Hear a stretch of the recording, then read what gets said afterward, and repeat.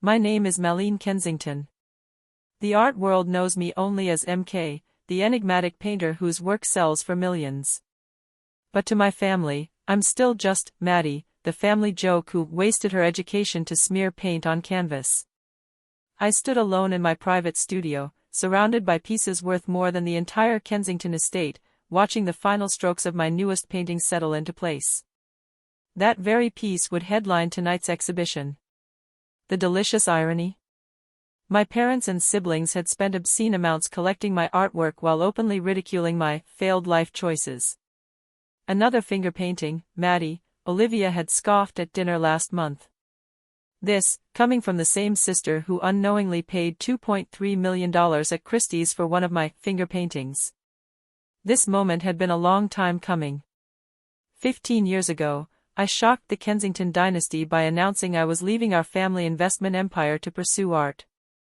3 generations of financiers, philanthropists, and hedge fund tacticians, and I wanted to paint. My father had exploded. "You're throwing away everything we've built." My mother only worried about what their country club circle would say. But it was Marcus who delivered the harshest truth of how they saw me. "You're talentless, Maddie. You'll fail. And when you do, you'll come crawling back." They cut me off in every way. Financially, socially, emotionally. I was erased like I had never existed. Only my grandmother remained in my corner, offering small envelopes of support and whispered confidence until the day she passed. I lived in a cramped Brooklyn studio. Worked late shifts. Painted through exhaustion. My style grew from the darkness I was forced to live in, raw, emotional, impossible to ignore. And I signed each piece only with MK, I would succeed, or fall, without the Kensington name. Then came Elena Martinez, one of New York's most influential gallery owners. She saw what others had dismissed. "Your work hurts," she told me. "And people will pay to feel something real." She was right. In 2 years, MK became the art world's most coveted secret. Collectors battled over each piece. Rumors swirled, was MK royalty? A mystic? A collective? My invisibility became my greatest asset. And my family, hungry for status, bought piece after piece. My father even boasted of owning the largest private MK collection anywhere. He never knew that the haunting painting, Shadows of Betrayal, for which he paid $4.8 million, was created the day he severed me from the family. Tonight's exhibition would be my first appearance as MK, masked and anonymous to the world. And fittingly, it would be held at the Kensington Foundation's gleaming new gallery wing, funded by their priceless MK collection. But they didn't know my final stroke. Every painting they owned carried a hidden signature, my real name, visible only under a specific lighting sequence installed for tonight's show. At exactly 9 p.m., when the lights shift for the unveiling of my newest work, every MK painting in the room will reveal the same truth. The artist they abandoned, mocked, cut off, and erased was theirs. Their legacy. Their blood. Their shame, and their triumph. Me. They had laughed at me. Dismissed me. Cast me out. My phone buzzed. A message from Elena flashed across the screen. "Everything is set. Your family confirmed they'll all be attending. Are you completely sure about this?" I stared at my reflection in the studio window, remembering every insult disguised as concern, every mocking smile, every moment they insisted I was nothing. Then I thought about the $50 million they had poured into collecting the art they once claimed I wasn't skilled enough to create. "Yes," I typed back. "Tonight, they learn who MK truly is."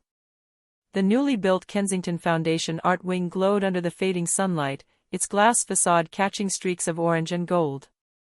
I arrived before the crowd, slipping through a private entrance arranged by Elena. The mask on my face was a masterpiece in itself, delicate black lace laced with silver, elegant but concealing, letting me walk unnoticed in a room full of aristocrats. From the shadows, I watched the night unfold. New York's most powerful and pretentious filtered in, shimmering in couture gowns and tailored designer suits, buzzing about the exclusivity of the event. Then they arrived, my family, moving together like royalty entering their palace. My father, Harrison, perfectly groomed and commanding. My mother, Evelyn, wrapped in a gown that probably cost more than the studio I once starved in. Marcus and Olivia behind them, wearing matching expressions of smug satisfaction, as if the world existed for their approval. The Kensingtons have made their entrance, Elena whispered. Your father's already boasting about his perfect taste. I watched him lead a circle of admirers to one of my earliest works, Echoes of Silence, a piece I painted in the darkest, loneliest months of my life. Observe the emotional complexity, my father proclaimed. A true stroke of genius. I acquired this one for just $800,000. It's now worth over $3 million. Olivia laughed, swirling her champagne. Father always recognizes real talent. Unlike Maddie's old paintings, remember those? Little blobs of color. Adorable, in a tragic sort of way. My mother sighed as if the memory were a burden. Let's not revisit that unfortunate chapter. Tonight is about real art. Elena squeezed my arm gently. Everything is ready. I nodded. The lights were calibrated. The position of every canvas was exact. The temperature in the gallery was set. The ink I'd hidden in my paintings years ago was dormant, waiting. At 8:45, Elena stepped to the center of the room. Ladies and gentlemen, she announced, thank you for joining us at this historic exhibition of MK's work. In 15 minutes, we will unveil MK's newest creation, and a revelation that will make tonight truly unforgettable. The room buzzed with excitement. My father moved forward, clearly assuming he would be the authority tonight. Marcus lifted his phone, ready to broadcast the moment to his followers. I drifted silently among them, overhearing the rumors swirl like expensive perfume. I heard MK is a reclusive British noble. No, the style is definitely East Asian. It's a collective. You're both wrong. MK is a monk who only paints during lunar cycles. At 8:55, the house lights began to fade. My father smiled, stepping into the spotlight. As the proud owner of the world's most important MK collection, he began, I can say with certainty that. The lights cut out. Silence.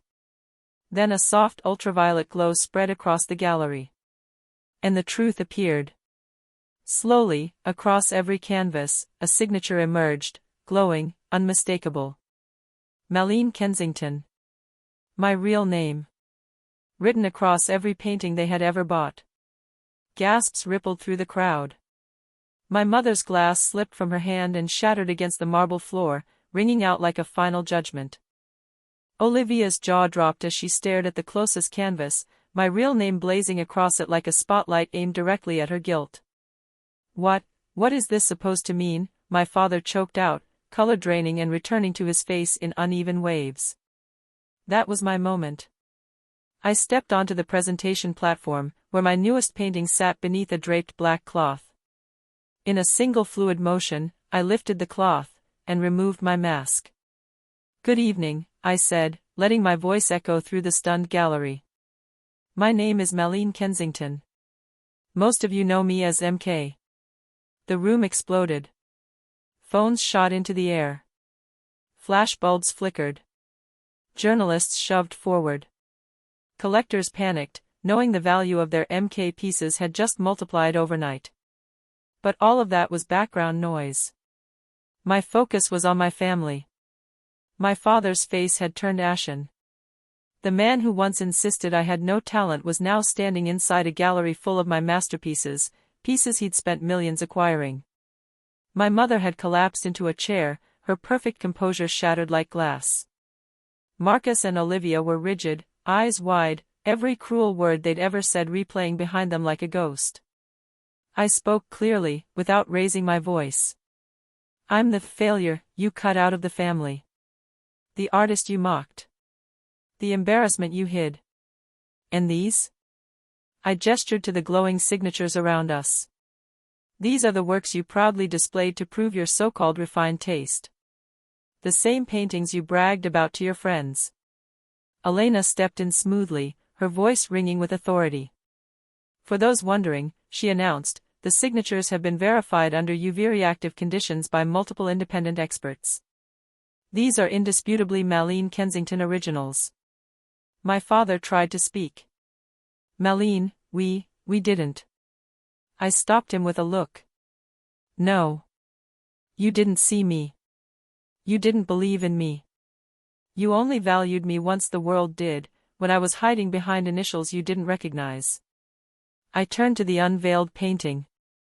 A woman stepping away from looming silhouettes, her body dissolving into a galaxy of bright constellations. This piece is titled Liberation, I told the room. It's not for sale. I'm donating it, along with my entire personal collection, to this art wing. I smiled at my father, the exact smile he used to give when he believed he'd won. You wanted a legacy. Now you have one. The symbolism was perfect. They had built their public reputation on the brilliance of the daughter they tried to destroy. As reporters crowded in, I watched my family huddle together, diminished, small, finally forced to face what they had done. The whispers spread like wildfire. The Kensingtons didn't recognize their own daughter. They rejected her, then paid millions for her art. Elena appeared beside me. Every major publication wants your story, she said softly.